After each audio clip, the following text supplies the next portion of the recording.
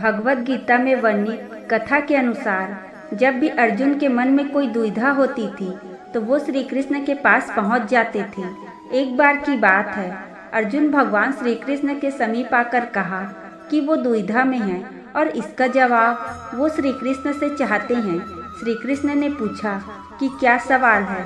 अर्जुन ने कहा, मुझे ये जानना है कि ज़्यादा पूजा पाठ करने वाले लोग दुखी क्यों रहते हैं और अच्छे लोगों के साथ बुरा क्यों होता है, वहीं बुरे लोग हमेशा खुशहाल रहते हैं।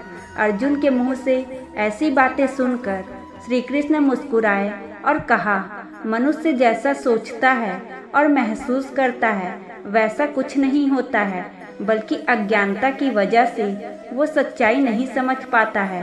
अर्जुन उनकी ये बात समझ नहीं पाए। इसके बाद श्री कृष्ण ने क्या कहा जानते हैं? श्री कृष्ण ने अर्जुन से कहा, पार्थ, मैं तुम्हें एक कथा सुनाता हूँ। उसे सुनकर तुम समझ जाओगे कि हर प्राणी को उसके कर्म के हिसाब से ही फल मिलता है। प्रकृति हर किसी को अपनी राह चुनने का मौका देती है। अब वो मनुष्य की इच्छा पर निर्भर करता है कि उसे धर्म की राह चुननी है या अधर्म की। कथा शुरू करते हुए श्री कृष्ण ने कहा, एक नगर में दो पुरुष रहा करते थे।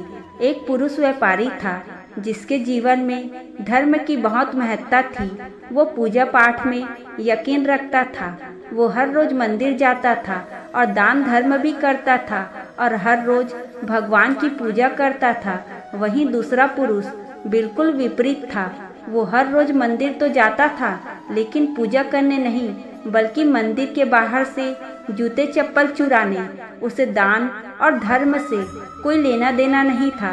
समय बीतता गया और एक दिन बहुत जोर की बारिश हो रही थी। इस वजह से मंदिर में पुजारी के अलावा कोई नहीं था। ये बात जब दूसरे पुरुष को पता चली तो उसने कहा कि ये सही मौका है मंदिर का धन चुराने का। पंडित से नज़र बचाकर उसने मंदिर का सारा धन चुरा लिया। उसी समय धर्म कर्म में विश्वास रखने वाला व्यक्ति भी मंदिर पहुंचा।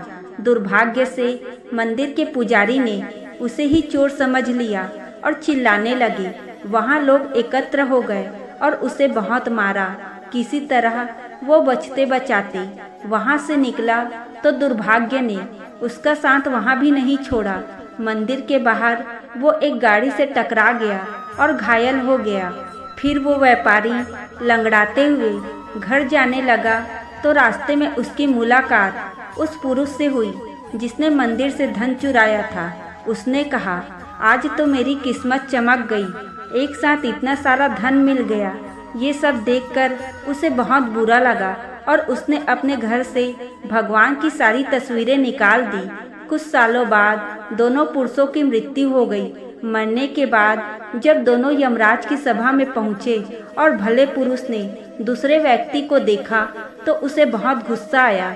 उसने क्रोधित होकर यमराज से पूछ ही लिया, मैं तो हमेशा अच्छे कर्म करता था, दान में विश्वास रखता था, उसके बदले जीवन भर मुझे अपमान और दर्द ही मिला और इस व्यक्ति को नोटों से भरी पोटली।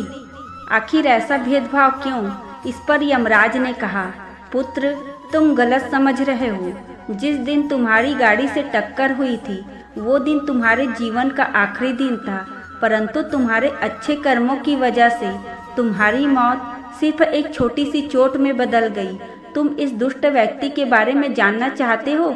दरअसल इसके भाग्य में राजयोग था, मगर इसके कुकर्मों और अधर्म की वजह से वो सिर्फ एक छोटी सी धन की पोटली में बदल गया।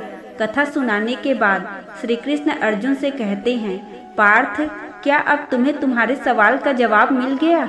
ऐसा सोचना कि भगवान तुम्हारे कर्मों को नज़रअंदाज कर रहे हैं, ये बिल्कुल भी सत्य नहीं है। भगवान हमें कब क्या किस रूप में दे रहा है मनुष्य को समझ में नहीं आता है, मगर आप अच्छे कर्म करते रहें तो भगवान की कृपा हमेशा बनी रहती है। इसलिए अपने अच्छे कर्मों को बदलना नहीं चाहिए, क्योंकि उसका फल हमें इसी जीवन में मिलता है।